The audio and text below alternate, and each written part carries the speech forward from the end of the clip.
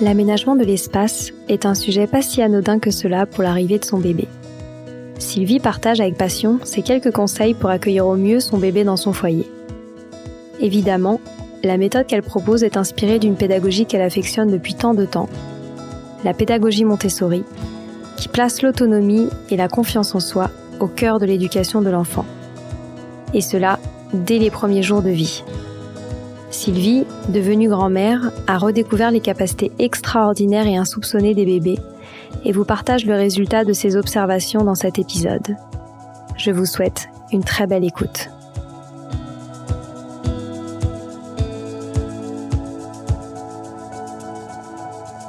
L'environnement dans lequel vous allez accueillir le nouveau-né est fondamental.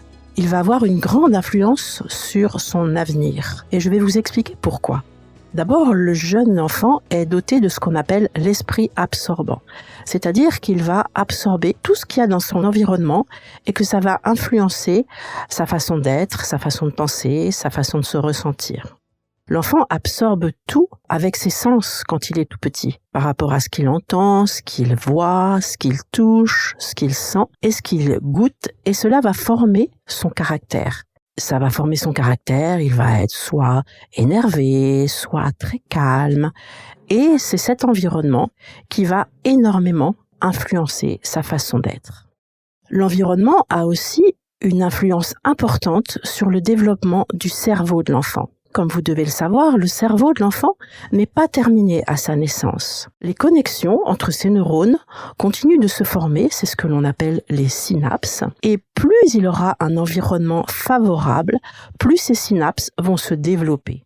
C'est ce qui va rendre ces apprentissages plus faciles, parce que plus il a de synapses, plus les informations vont aller rapidement vers son cerveau. Et qui dit apprentissage plus facile, dit vie plus simple, dit choses plus faciles à faire. Et donc, c'est toujours un gage de plus de bonheur, d'un enfant plus heureux. Il aura aussi besoin d'avoir des expériences sensorielles riches et appropriées qui vont, encore une fois, aider ses synapses à se développer. Et ces expériences sensorielles, il va les trouver dans l'environnement que vous allez créer pour lui. L'environnement a aussi une influence importante sur l'enfant grâce aux périodes sensibles. Qu'est-ce que c'est que les périodes sensibles ? Ce sont des moments que l'enfant va traverser entre 0 et 6 ans, pendant lesquels il va être plus sensible à certaines choses, c'est-à-dire plus sensible aux besoins d'ordre, plus sensible au développement de ses sens, plus sensible au développement de sa concentration. Et encore une fois, c'est dans l'environnement qu'il va pouvoir puiser tout ce dont il aura besoin pour nourrir ces périodes sensibles. Il va donc d'abord traverser la période sensible de l'ordre. Cela veut dire qu'il va avoir un besoin profond d'ordre autour de lui. L'ordre, ça commence par des routines que vous allez mettre en place. Donc les routines, ça va être dans quel ordre il va commencer par prendre son bain, se nourrir, aller se coucher. Ça, ce sont des routines qui vont être mises en place par vous, parents, et qui vont être déterminées par vous. On ne peut pas vous donner des conseils à ce niveau-là parce qu'il va falloir vraiment les adapter à votre façon de vivre. Et puis, la période sensible de l'ordre va signifier qu'il va avoir un profond besoin d'ordre dans son environnement de vie. Et l'ordre va pouvoir lui permettre de se construire d'une manière apaisée, sans stress, d'une manière très zen, afin qu'il puisse se centrer uniquement sur ses propres besoins. C'est facile à comprendre. L'enfant n'a pas la notion du temps, n'a pas la notion de l'heure, donc il aura besoin de prendre conscience que les choses se déroulent toujours dans le même ordre. Il est important de prendre un temps de réflexion en tant que parent pour poser cette routine et pouvoir ensuite la respecter.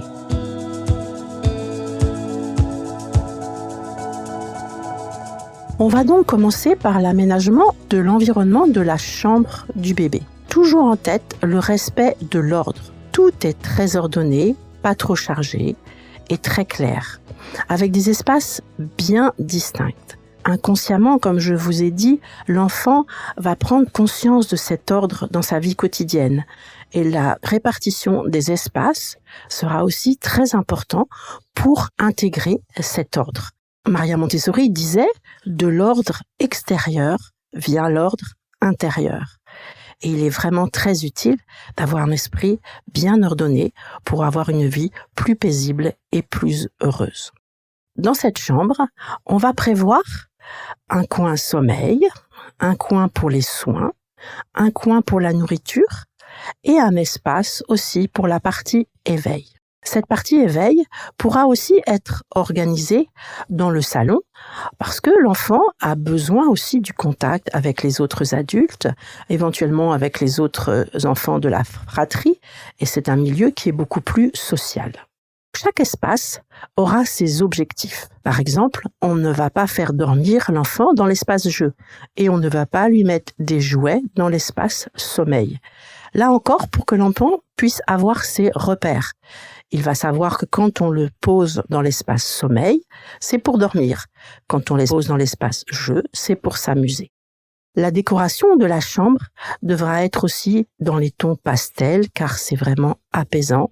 Pas trop de décoration sur les murs, peu de mobilier, peu d'objets, très épurés. Et il est important aussi de penser à l'éclairage naturel, une fenêtre et attention au soleil parce que il faut pas que l'enfant se retrouve ébloui par des rayons du soleil ou avoir trop chaud. Une chose importante aussi, c'est la sécurisation de l'espace.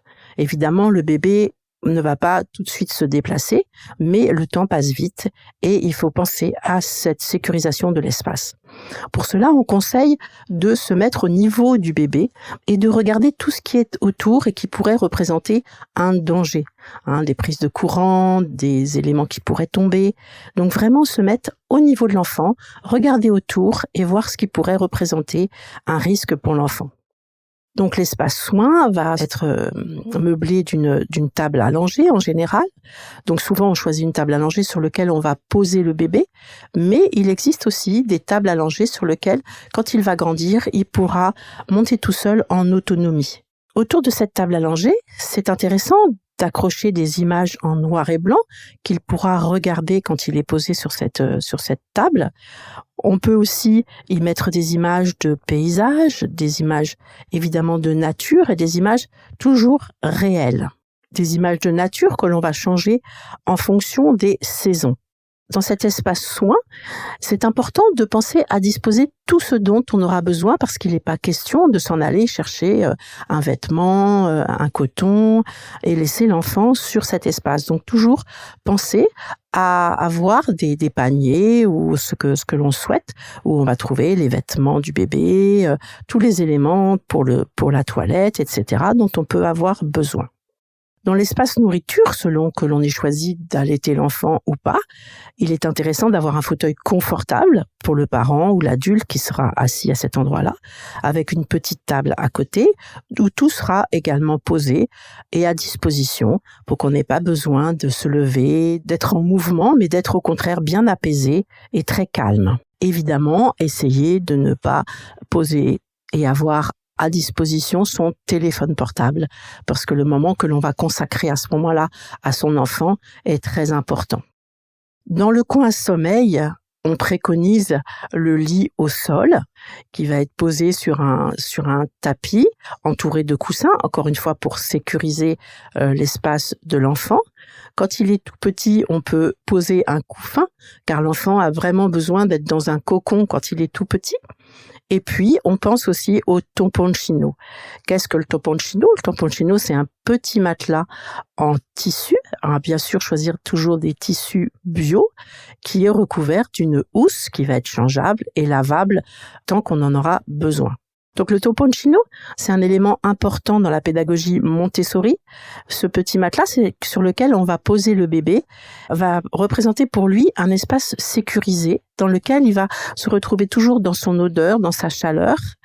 Et aussi de cette façon-là, quand on va, par exemple, le déplacer, on va toujours le déplacer en tenant le toponcino sur nos bras et le poser sur le tapis d'éveil, le poser sur son matelas de sommeil. Et même si plusieurs personnes veulent tenir le bébé, on va le tenir avec ce toponcino, ce qui évite de le tenir par les bras et aussi de le faire passer dans de nombreuses odeurs différentes qui vont toujours être perturbantes pour ce jeune enfant qui, en fait, n'a que ses sens pour connaître le monde dans lequel il vit. Évidemment, il faut faire attention lorsque l'enfant est posé sur le lit, de sécuriser l'espace. Il va venir rapidement le moment où il va rouler sur lui-même et où il pourra se déplacer dans la chambre. Dans cet espace sommeil, on peut aussi prévoir un appareil pour diffuser des musiques douces qui vont faire partie aussi du rituel de la vie de ce jeune bébé. Donc des musiques que l'on peut faire sous forme d'une playlist afin qu'il entende toujours les mêmes musiques au même moment. Par exemple, une musique douce au moment du coucher, pendant le change juste avant d'aller se coucher.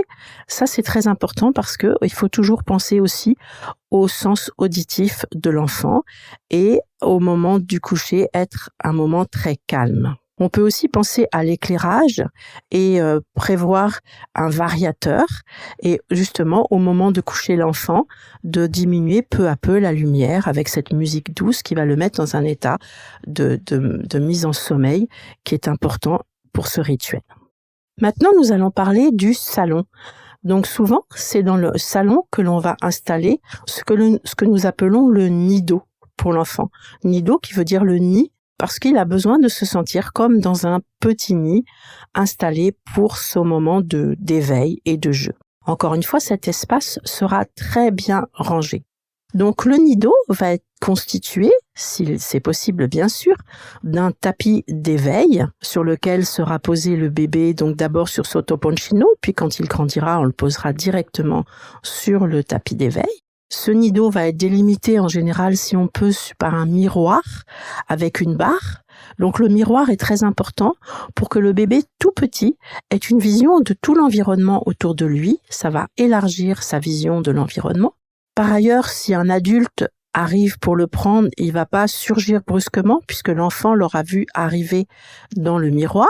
La barre pour que quand il grandira, il puisse en autonomie essayer de se lever et voir son mouvement dans le miroir et donc pouvoir le reproduire facilement. Donc c'est un élément qui va l'aider dans sa motricité. Ce nido va être délimité par une étagère basse ou plusieurs basses pour que tout soit au niveau du bébé.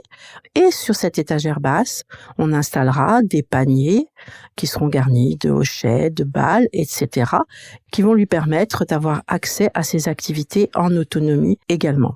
Le nido va évoluer en fonction des besoins de l'enfant que vous allez observer. Pour le choix du tapis d'éveil, c'est bien d'avoir en tête le développement sensoriel de l'enfant et donc le choisir de textures différentes pour qu'il ait des sensations différentes avec des petits objets à toucher. Dans ce coin jeu, on disposera petit à petit de mobiles. Donc Maria Montessori a défini 4 mobiles différents. Le mobile de Munari, le mobile des octoèdres, le mobile de Gobi et le mobile des danseurs. Ces mobiles donc vont se mouvoir tout seuls, pas de moteur, pas de musique, afin que l'enfant petit à petit puisse arriver par lui-même à les faire bouger. Quand l'enfant va grandir, on pourra aussi disposer dans ce nido d'un portique avec des accessoires différents et on parlera de tout cela dans un autre épisode.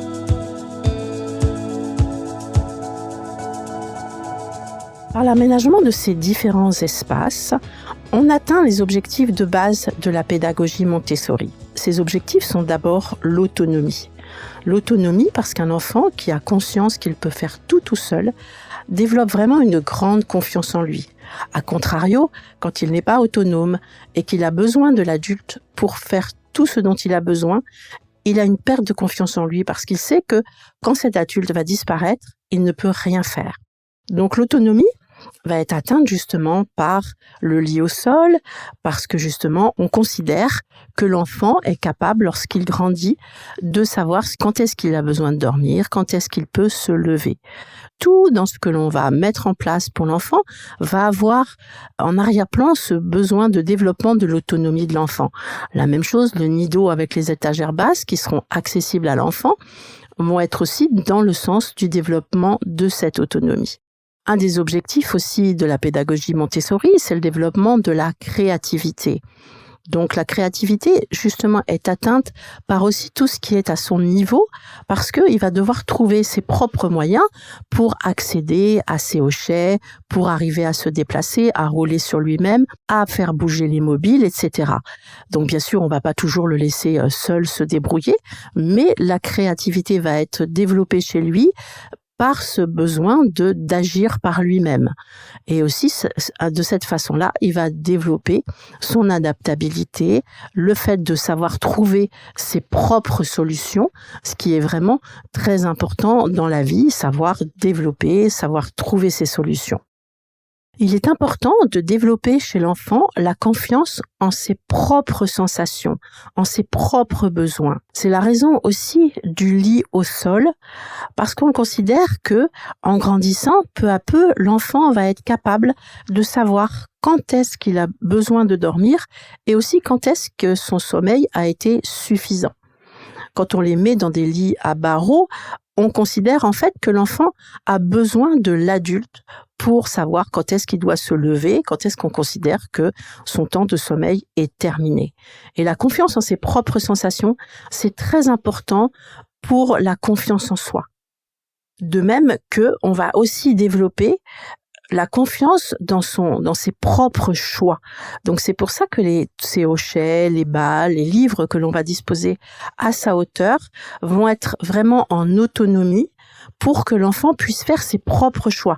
C'est pas l'adulte qui décide, on va te donner tel hochet à tel moment, on va te donner telle balle, mais justement le fait qu'il soit toujours à son niveau et en libre choix lui permet d'effectuer ses propres choix. Et ça également, c'est très important pour plus tard, quand l'enfant va grandir et devenir un adulte, d'être capable de faire ses propres choix. Tout va être aussi fait pour stimuler aussi son envie de se déplacer, pour stimuler sa motricité. C'est la raison aussi du lit au sol et des étagères basses que l'enfant ait toujours envie de bouger pour atteindre les choses dont il a envie. Bien sûr, encore une fois, on va pas le laisser tout seul sans lui donner les hochets, sans lui donner ce dont il a envie, mais il faudra penser à des moments où justement on le laisse comme ça en autonomie pour qu'il développe cette envie de bouger, de se déplacer. Un autre objectif de la pédagogie Montessori, c'est le développement de la concentration. Et la concentration est quelque chose qui se développe très très jeune, par l'installation de mobiles, par la mise en place d'images en noir et blanc sur lesquelles l'enfant va pouvoir focaliser son regard. Ça va énormément développer sa concentration tout petit. On va également lui proposer à différents moments de la journée des livres.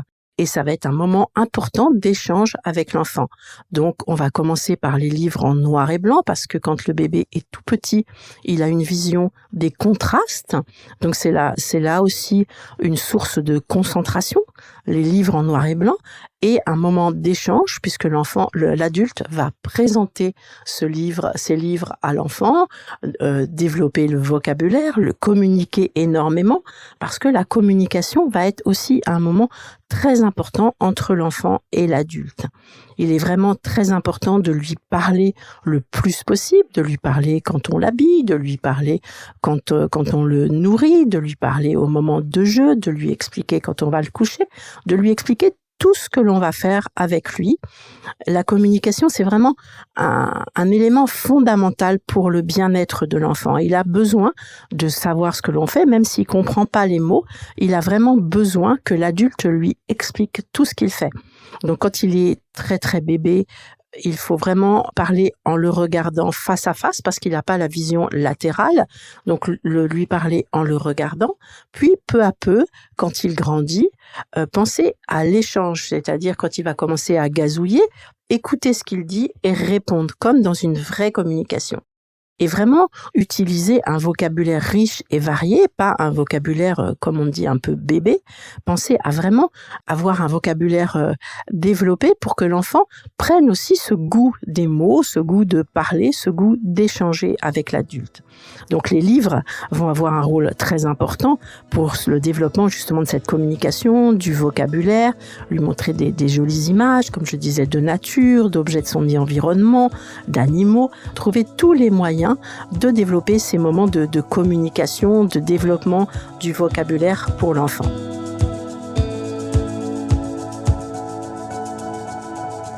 Ensuite, quelque chose de très important, c'est l'observation de l'enfant. Parce qu'on ne va pas dire à tel âge on va lui proposer telle chose, à tel moment on va lui proposer tel hochet, tel mobile, etc. C'est différent pour chaque enfant, même si on a des normes un peu génériques pour aider les adultes à se situer dans le développement de l'enfant. Mais il va falloir avoir vraiment un temps d'observation de l'enfant, un temps d'observation sans arrière-pensée. C'est-à-dire, là on sent que il est heureux d'être sous ce mobile-là, ça se voit, l'enfant quand il est bien, il bouge ses bras, il bouge ses jambes, plus tard il commence à gazouiller, et puis par moments on sent que il est moins passionné, il tourne sa tête dans tous les sens. Donc là, vraiment avoir ce moment d'observation de l'enfant pour faire évoluer le nido, pour faire évoluer ce qu'on va lui proposer. Le nido va être en perpétuelle évolution en fonction de ce que l'adulte va observer. Quelques petites choses importantes aussi à avoir en tête. La première, c'est de ne pas proposer trop de jouets. Il faut, comme je vous disais, avoir un espace épuré, ordonné, et trop de choix tue le choix. Donc, il faut faire une sélection en fonction des observations qu'on aura faites de l'enfant. Répondre à ses besoins et proposer peu de choses. On va aussi avoir en tête d'utiliser des matériaux nobles, du bois, du tissu, du métal et le moins de plastique possible. Tout cela par respect de la nature, respect de notre planète. Notre pédagogie est très tournée vers le respect du monde dans lequel l'enfant vit. Et donc il est important de le faire vivre avec ce respect. Certains parents font aussi le choix du cododo pour le coin sommeil de l'enfant. Donc ça, c'est au choix de chaque parent. C'est ce petit lit qui est accroché au lit des parents, dans lequel on va coucher le nouveau-né pendant un certain temps. Et je pense que cela est important pour la nuit si les parents font ce choix, mais dans la journée, peut-être qu'il serait bien que l'enfant puisse être dans son coin sommeil, encore une fois pour développer son autonomie. Pour l'organisation des moments d'éveil, il faut vraiment penser à des moments passés avec lui. Donc ces moments n'ont pas besoin forcément d'être très longs, ils ont besoin qu'on soit totalement auprès de l'enfant. Et là, on va accorder une importance au langage, aux échanges, on va lui montrer des livres, on va lui présenter ses hochets, en ayant en tête toujours de ne pas faire toutes les choses à sa place. On est souvent tenté, pour lui faciliter la vie, de lui donner le hochet, de le mettre dans sa main. Ensuite, le hochet tombe, on va le remettre dans sa main, parce qu'on a l'impression que c'est une façon de le rendre plus heureux, de lui rendre la vie moins difficile. Mais il est toujours important d'avoir en tête ce besoin d'autonomie de l'enfant, et aussi de ne pas le priver de la victoire de réussir les choses par lui-même. Donc bien sûr, au début, on va lui mettre les choses dans la main quand il n'a pas encore développé suffisamment sa main pour tenir. Mais ensuite, quand il est capable, le laisser prendre les choses, si elles tombent, le laisser aller les rechercher, à ne pas le priver de cette victoire.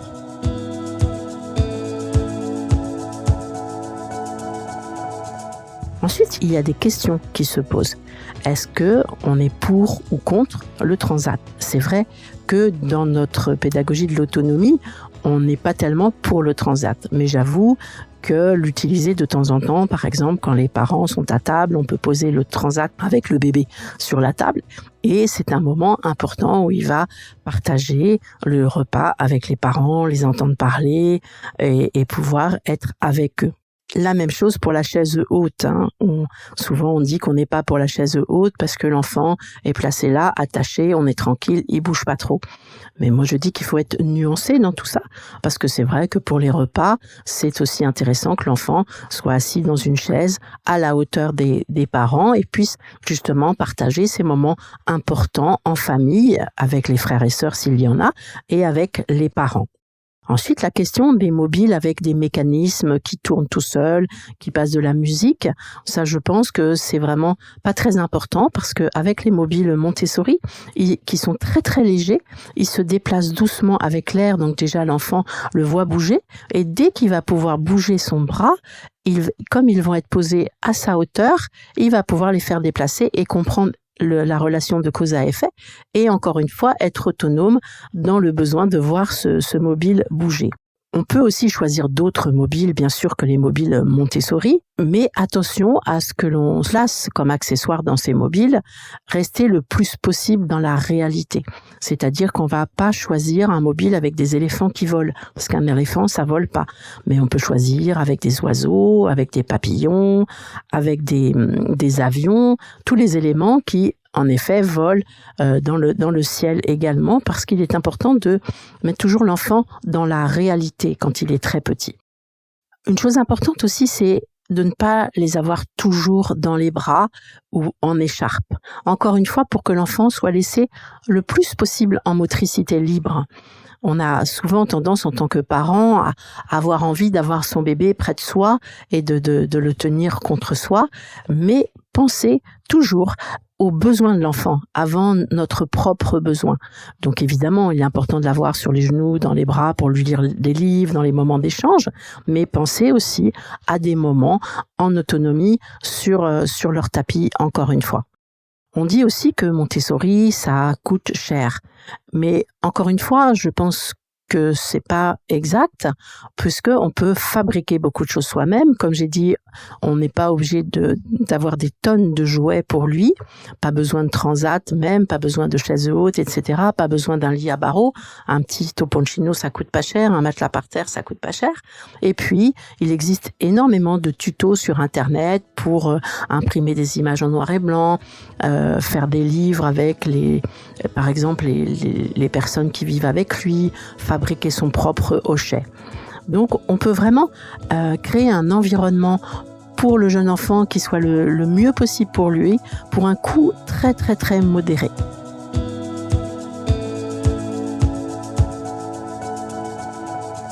On va donc toujours avoir en tête un environnement rangé, épuré, qui évolue avec l'enfant, qui privilégie son autonomie, sa concentration, l'éveil de ses sens. L'environnement va avoir une influence très importante sur le caractère de l'enfant, et donc le plus important, ça va être d'observer l'enfant et de répondre à ses besoins. Ce qu'il faut vraiment savoir, c'est que le parent est le modèle de l'enfant. Le parent est la personne qui connaît le mieux son enfant, qui sait le mieux ce qui est bien pour lui. Donc, en tant que parent, le plus grand conseil que j'aimerais donner, c'est de se faire confiance. Évidemment, c'est de lui donner le plus d'amour possible. C'est ce qui va être le plus important dans cet environnement de l'enfant pour qu'il grandisse et devienne un être heureux. Mais vraiment, il faut se faire confiance. Il faut se dire que on sait ce qui est bien pour son enfant et que justement, on fait partie de cet environnement et que si on se fait confiance, l'enfant va le ressentir, va l'absorber également et donc ce sera un être qui va développer sa confiance en lui, sa joie de vivre. Mais avant tout, faites-vous confiance. Cet espace est le vôtre et Sylvie vous partage ses quelques conseils pour réfléchir à votre lieu de vie autrement avec l'arrivée de bébé. Vous retrouverez tout cela en vidéo et photo sur le compte Instagram de Sylvie, sylviedesc, DESC, Montessori, et surtout dans ses nombreux ouvrages. À très vite pour un prochain épisode.